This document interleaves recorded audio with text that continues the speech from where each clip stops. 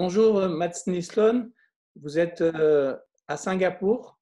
Est-ce que vous pouvez nous expliquer quelle est la situation de l'épidémie de coronavirus sur place?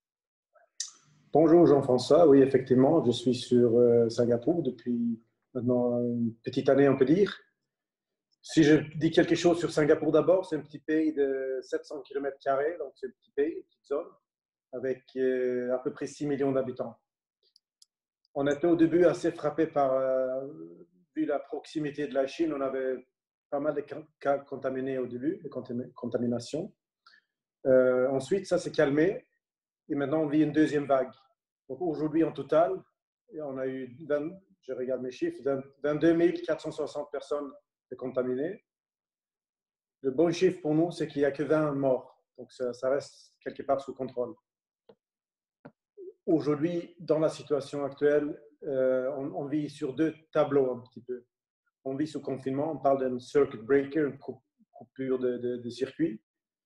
Et nous avons aujourd'hui à peu près 700 à 750 cas par jour. Hier, c'était 753 pour être précis. Mais de ces 753, il y a 739 qui sont des travailleurs immigrés qui habitent dans des dortoirs. D'accord. Donc, on regarde un peu sur deux tableaux et en dehors de ces dortoirs, hier, il y avait 14 cas. Donc, c'est bien et pas bien. Et c'est un petit peu choquant aussi, peut-être qu'il y a deux situations comme ça parallèles. Alors, quelles sont les mesures concrètement aujourd'hui, soit de confinement, soit de restriction de mouvement au total? Quelles sont les décisions qu'a prises le gouvernement de Singapour? Donc, Singapour a fait ça pas par pas. On n'a pas tout de suite fait le confinement. On a essayé de faire un peu de restrictions au début. Aujourd'hui, depuis à peu près 4 semaines, on vit dans un confinement complet. Ça veut dire qu'on est, sauf exception, obligé de travailler de la maison. Pour faire du sport, on ne peut le faire qu'en individuel. Par contre, on a la possibilité de faire les kilomètres qu'il faut en vélo, en course à pied. Donc là, on n'est pas limité par le kilomètre ou le kilomètre 2. On peut faire ça. Personnellement, j'en ai fait 20 km ce matin. Donc, c'est des mesures strictes, mais avec une certaine liberté quand même. On est obligé de porter le masque quand on sort, quand on va au supermarché, parce qu'il y a essentiellement presque que les supermarchés qui sont ouverts ou quelques magasins considérés comme essentiels. Là, on est obligé de porter le masque quand on sort. Ils prennent la température avec une espèce de pistolet. Où est-ce qu'ils prennent la température? C'est dans l'entrée des magasins, c'est ça? D'entrée des magasins. Et si on va dans un centre commercial, d'abord pour entrer dans le centre et ensuite dans le magasin. Hier, j'ai fait mes courses. Donc là, ils contrôlent chacun. On fait une queue avec la distance à respecter, le mètre ou les 2 mètres entre chacun avant de rentrer. Et donc avec masque. Et ensuite, on est aussi obligé avec le portable, s'enregistrer ou avec le numéro de sécurité sociale. Donc, ils savent quelles sont les personnes qui ont été dans quel magasin, à quel moment, tout le temps. À quel moment vous vous enregistrez exactement? Quand on rentre dans un magasin, on est obligé de s'enregistrer. D'accord. Donc, on a une application locale qui sert à ça. Qui sert à d'autres choses aussi pour tenir informé notamment de son état de santé, les autorités? Je ne pense pas que les autorités suivent l'état de santé, mais s'ils trouvent que quelqu'un a de la température, là, effectivement, je pense que ça risque de remonter. Il risque d'avoir des questions posées. Et ensuite, ils vont, avec une autre application, je sais qu'on en parle en France actuellement, ils ont des applications pour voir quelles sont les personnes qui ont été en proximité de la personne contaminée. Ça marche par Bluetooth. Ça reste encore volontaire, mais la société singapourienne est une société où les gens suivent, je dirais, assez strictement les propositions de gouvernement. Donc, de plus en plus de gens auront cette application pour savoir est-ce qu'on est proche de quelqu'un de contaminé. Quelle est la suite des restrictions de confinement? Est-ce qu'il y a un délai, une échéance aujourd'hui?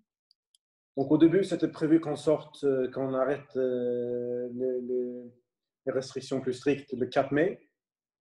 Finalement, la situation ne s'est pas améliorée comme prévu, comme souhaité. Donc, aujourd'hui, on dit que c'est le 1er juin qu'on sortira de cette situation. Pour donner un petit peu plus de descriptive ou d'explications sur ce qui se passe, Singapour, c'est une île et assez dépendant des vols de la compagnie aérienne Singapore Airlines. Aujourd'hui, 96% des vols sont disons, annulés. Donc, ça frappe le pays assez fortement, je dirais. Les écoles sont fermées aussi ou elles restent ouvertes? Ça a pris un peu de temps avant qu'ils ferment les écoles. Maintenant, les écoles sont fermées. Comment vous vivez vous-même la situation d'un point de vue personnel? Donc, personnellement, j'accepte et je comprends que c'est pour le bien des gens. Au tout début, donc, comme je disais, on a fait ça étape par étape. Au tout début, on a dit à notre personnel, si je parle des gens qui travaillent avec moi, que c'était volontaire. Si quelqu'un voulait travailler de la maison, c'était possible. Ensuite, c'est devenu, comment dire, imposé. Donc, on n'a plus le choix. Donc, personnellement, je travaille à la maison depuis à peu près 4 semaines. Je le vis pas trop mal. Comme je disais, j'ai la possibilité de faire un footing ou de prendre mon vélo. Je peux faire mes quelques courses quand il faut. Par contre, je me rends compte que l'homme est un animal social. On a besoin de contact. On est en train de se voir par vidéo maintenant, comme tout le monde fait avec Zoom ou Microsoft Teams, etc. Mais ça manque un peu le contact humain. Ça je dois le dire. Donc, comme tout le monde, j'espère que ça ne va pas durer trop longtemps. Voilà ce que je dirais. Et personnellement, donc, ma famille est en Europe et ça me manque aussi. Et j'ai surtout peur pour ma mère, qu'elle habite en Suède. Mon accent est suédois, comme vous le savez. Oui. Donc, j'espère que rien ne va lui arriver parce que là, ça serait compliqué. Si on quitte Singapour aujourd'hui, Oui. on risque de ne pas pouvoir revenir du tout si on n'est pas singapourien de nationalité. Et si on arrive à revenir, on est mis dans une espèce de, moi j'appelle ça un camp de concentration, un camp d'isolation pendant 14 jours. On est bloqué dans une petite, c'est vers l'aéroport, où ils ont mis en place des espaces de quelques mètres carrés par personne. Quel est l'impact de la situation sur votre activité professionnelle aujourd'hui? Personnellement, je travaille avec les bus. Donc, les bus, d'un côté, les gens voyagent moins. Ils réduisent un peu la fréquence des bus. De notre côté, vu la distance à respecter, on ne peut pas mettre autant de gens dans chaque véhicule. Donc, ça compense un petit peu. Nos prises de commandes de nouveaux de commandes, ça a énormément baissé. Ça s'est complètement arrêté. Personnellement, je gère une zone qui comprend Indonésie, Singapour, Malaisie, Thaïlande et Myanmar et Brunei. Mais Brunei, c'est tout petit, c'est rien du tout. Et comme je disais, les commandes se sont complètement arrêtées au niveau des bus. Par contre, les bus roulent. Donc, on vend des pièces de rechange, on vend des services pour que les gens puissent encore bouger. Dans ma société, excusez-moi, on parle de 4, je pense que ça peut être un certain intérêt. On parle de 4 C à gérer dans ma société. Il faut d'abord gérer, être sûr que les collègues soient bien, aillent bien. Ensuite, il faut s'occuper du client. Il faut donner le service qu'on peut et notre service est considéré comme important pour la société. Donc, il y a des gens dans mon équipe qui ont le droit de bouger, qui peuvent aller au bureau, qui peuvent aller chez les clients. Troisième C, c'est le cash, les liquidités qu'il faut gérer pour la société. Et lié à ça, on a le quatrième C qui sont les coûts. Donc, on est évidemment obligé de réduire les coûts. Comme en Europe, il y a une sorte de chômage partiel, souvent. C'est notre cas. Moi, un jour par semaine, je suis supposé ne pas travailler. Par contre, il y a beaucoup d'aides de l'État singapourien qui donne beaucoup d'aide pour que les gens s'en sortent et pour que les sociétés s'en sortent aussi. Vous avez combien de personnes sous vos ordres dans la région? Moi, en direct, j'ai 25 personnes.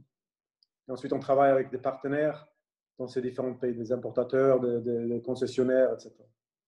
Et vous qui êtes dans le secteur des transports publics, donc des bus, est-ce que vous pensez que cette crise peut avoir des conséquences sur la façon des populations d'utiliser les transports publics? Est-ce que même sur les bus, vous pensez que ça peut avoir des conséquences?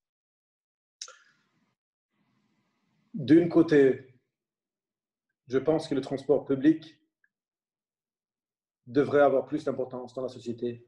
pour avoir moins de pollution, moins de problèmes d'embouteillage. C'est mieux pour le climat, etc., pour l'environnement. De notre côté, je comprends aussi qu'aujourd'hui, les gens ont peut-être peur de se retrouver trop près des autres, dans des bus ou dans des métros. Donc ça risque d'avoir un impact peut-être négatif pendant quelques temps. Et ce que j'espère, comme je disais personnellement, j'aime bien faire entre autres du vélo. J'espère que ça va être quelque chose. Déjà, quand j'habitais en France, j'ai vécu au Danemark, qui est un exemple de vélo. Et je me suis toujours dit, s'il y en a qui a quelques kilomètres à faire, si on a de la chance de pouvoir le faire physiquement, la santé, dans ce cas-là, je trouve que c'est un moyen extraordinaire et que ça remplace quelques bus, ça m'irait. Donc, quelque part, mon espoir, c'est que le transport public prenne plus d'importance, mais aussi que le vélo ait vraiment sa place dans les villes. Merci pour cette position qu'on partage à Gomet tous les jours. Dernière question, vos espoirs pour la suite, après cette crise, quel monde vous voyez arriver? Tout d'abord, je devrais dire, comme le maire de Finlande, j'espère surtout que ça va s'arrêter vite. Tout d'abord. Ensuite, il faut que ça s'arrête bien. J'espère qu'on aura appris quelque chose. On parlait de transport, on parlait un peu de l'environnement. J'espère qu'on fera plus attention parce qu'on voit les effets positifs que ça a eu sur la pollution, etc., assez extraordinaire dans beaucoup d'endroits. Le fait d'arrêter une partie de notre mode de vie qu'on avait avant. Donc, j'espère qu'on va apprendre quelque chose. J'espère aussi qu'on ne va pas s'isoler pays par pays. J'espère qu'on ne va pas devenir plus nationaliste, qu'on ne va pas avoir plus peur de l'autre. Évidemment, il y a des tendances comme ça, il y en avait déjà avant. Je pense qu'il risque d'en avoir plus à cause de la crise. Je pense sincèrement que la solution, c'est de mieux travailler ensemble, qu'on se partage, qu'on ait la transparence et qu'on essaie de s'entraider aussi bien qu'on peut entre les pays. Je pense que l'Europe, c'est important qu'on soit unis entre Européens, mais aussi entre les continents. Personnellement, donc, je suis en Asie et la Chine, c'est le grand voisin ici. Singapour, c'est un petit pays très exposé au commerce mondial.